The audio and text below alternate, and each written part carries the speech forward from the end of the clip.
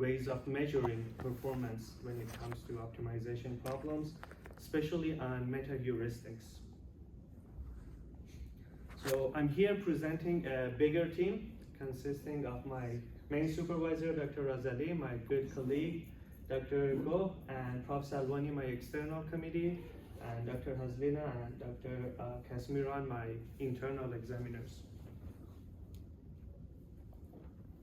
I will try to keep the introduction very short and sweet because we have a lot of interesting discussion in the results. So the first thing is that the university course timetabling problem basically has been around for many decades and has been extensively studied in the literature. University of Toronto has been one of the universities that has worked on this problem a lot, and they have developed their own in-house tool for timetabling. And yet we see in many other universities, including those in Malaysia, this timetabling is still done manually, and they cannot easily adopt other methods that are already developed. So in this research, I'm trying to find a reason why and hopefully find a solution for it. The mathematical notion behind this idea is based on the no free lunch theorem, claiming that there is no perfect solution for all problems. And based on that, we developed two new measurements. We call them optimality and generality, and I will explain them more, and show how by using these new measurements, we can somehow guide the literature to go towards more generality.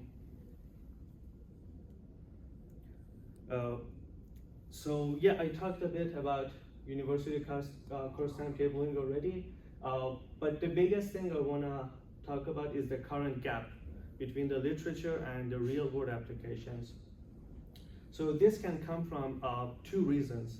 The first one is that different universities basically have different needs. They have different problem formulations, and it's not easy for methods to easily adopt those specific needs. And the second thing is the lack of generality, which means once a method is being developed, it doesn't focus on solving all the problems consistently. Instead, it tries to focus on a few instances and get the best solution out of them.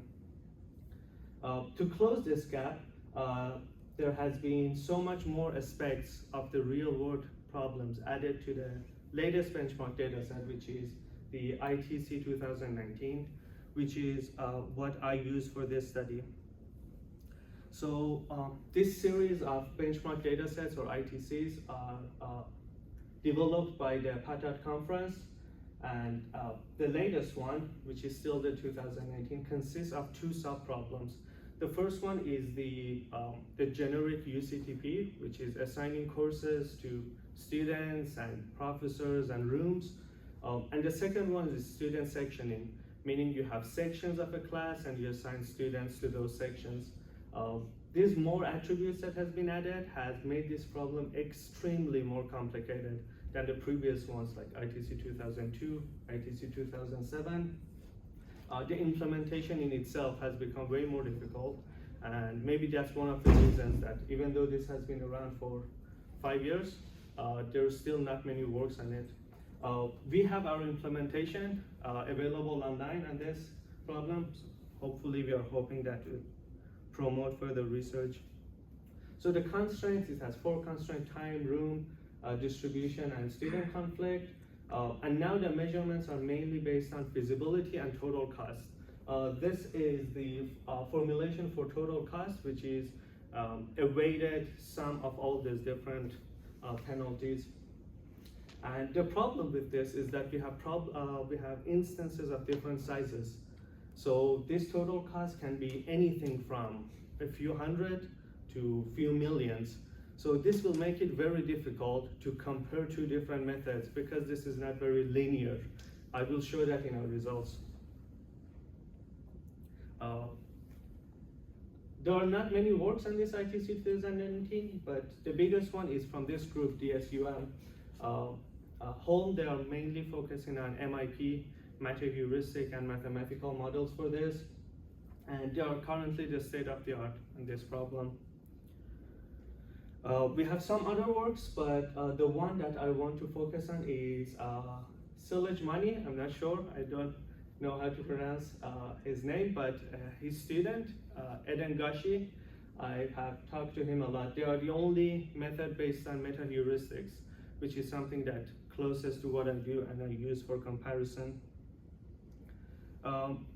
So this is the methodology that we used. It's based on genetic algorithm. Actually a simple genetic algorithm, very basic, there's not much novelty in it. But the biggest thing that we want to focus on is that how we measure the success of this method. How can we make this comparison fair, and how can we hope that future methods will be more general? Okay. So I'm not sure if you can see all the details of the graph, but one thing that is very obvious is that you can see all these different methods have peaks.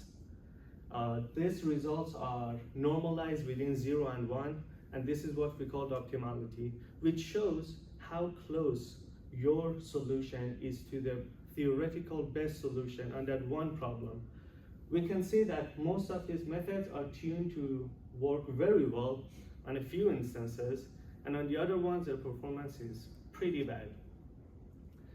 It's pretty much the same for our method too, which is the light blue one, but you can see it has a bit more consistency, which we can say it's because of the nature of meta-heuristics, which are more generalizable compared to mathematical models.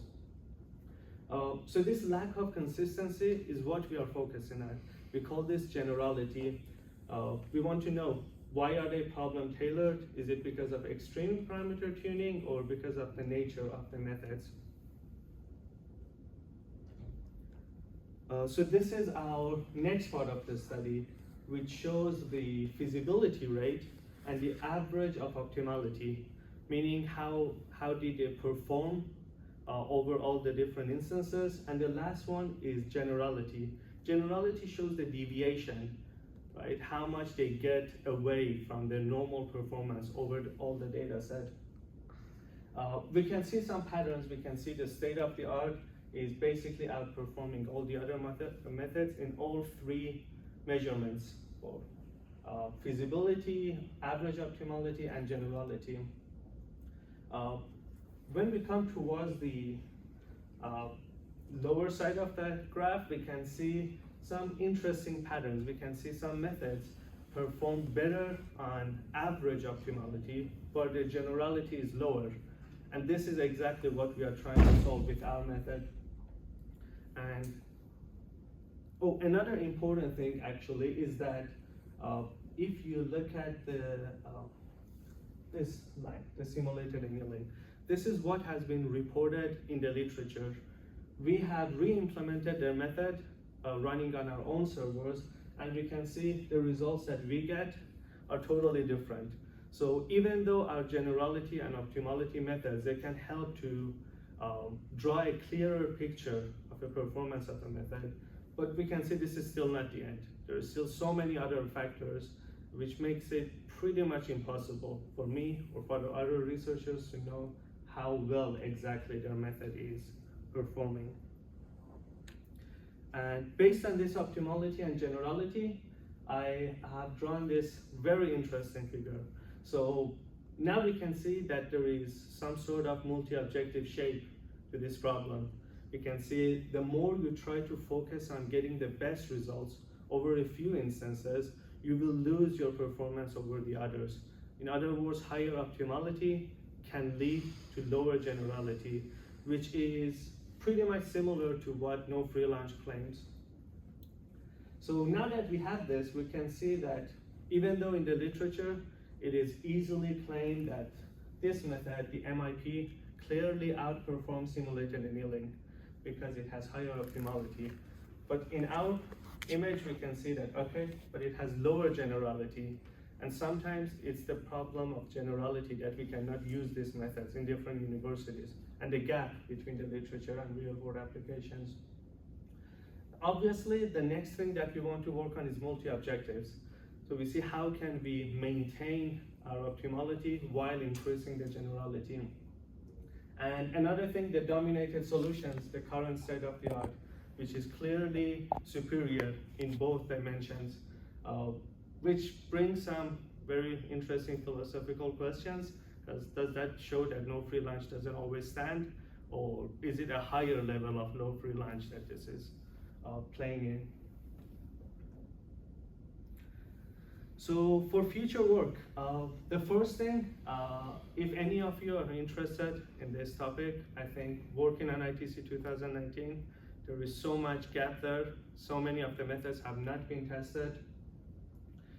Using this optimality and generality that we introduced within the method to see if we can have adaptive tuning.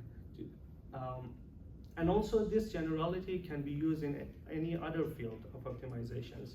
If you have a data set consistent of different problem instances, can we see that our method is not the best on any of them, but it's more consistent across the whole data set? Another thing is higher levels of generality. So I'm still in the domain of course timetabling in universities. Right? This is level 1 generality. What about level 2? What if I want to use it on different data sets? What if I want to use on different, like university course timetabling or examination timetabling? And lastly, this is just a very small step towards conducting fair comparison. There is still so much work because methods are tested under different conditions. How can we standardize them in the literature so that it would be more fair for all the methods to be tested?